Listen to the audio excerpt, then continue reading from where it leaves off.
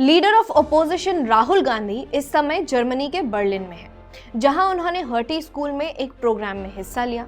तस्वीरों में उनके साथ जो महिला नजर आ रही है वो है प्रोफेसर कॉर्नेलिया वोल, और यहीं से कहानी इंटरेस्टिंग हो जाती है। कॉर्नेलिया वोल कोई साधारण एकेडमिक फेस नहीं है। कॉर्नेलिया इस समय साइंसेस पो में इंटरनेशनल पॉलिटिकल इकोनॉमी की प्रोफेसर है और इससे पहले हार्वर्ड यूनिवर्सिटी और गॉथे यूनिवर्सिटी फ्रैंकफर्ट में विजिटिंग प्रोफेसर के रूप में कार्य कर चुकी हैं। लेकिन सबसे अहम कड़ी जुड़ती है उनके उस इंस्टीट्यूट से जिसका फाउंडर जॉर्ज सोरोस है, और ये इंस्टीट्यूट है सेंट्रल यूरोपियन यूनिवर्सिटी।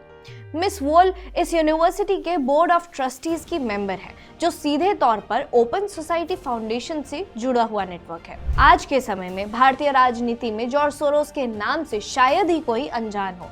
किसान आंदोलन से लेकर हिंडनबर्ग रिपोर्ट और मोदी सरकार के खिलाफ एक्टिविज्म तक, सोरोस से जुड़ी संस्थानों पर भारत विरोधी नैरेटिव को हवा देने के आरोप लगातार लगते रहे हैं।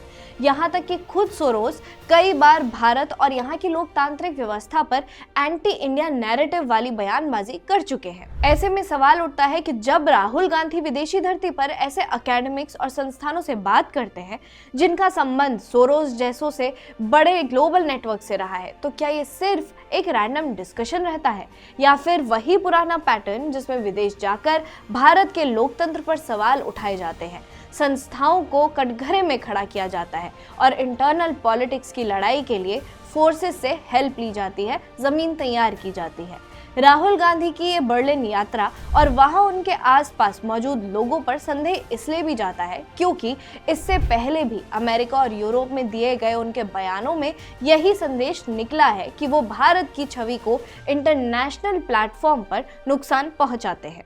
अब हर्टी स्कूल बर्लिन से आई ये तस्वीर और कॉर्नेलिया वोल जैसी शख्सियतों से मुलाकात उसी बहस को एक बार फिर जिंदा कर रही है। ऑप इंडिया की सितंबर 2025 की CSDS रिसर्च रिपोर्ट में इसकी परतें खोली गई हैं।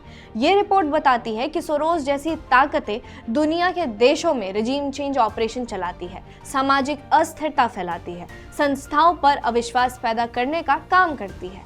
इन सवालों के जवाब आसान नहीं है, लेकिन इतना तय है कि विदेशी मंचों पर भारत के लोकतंत्र को कटघरे में खड़ा करने की ये कहानी नई नहीं है। उनकी विदेशी यात्राएं कैम्ब्रिज से बर्लिन तक बार बार भारत विरोधी बयानों से भरी होती हैं।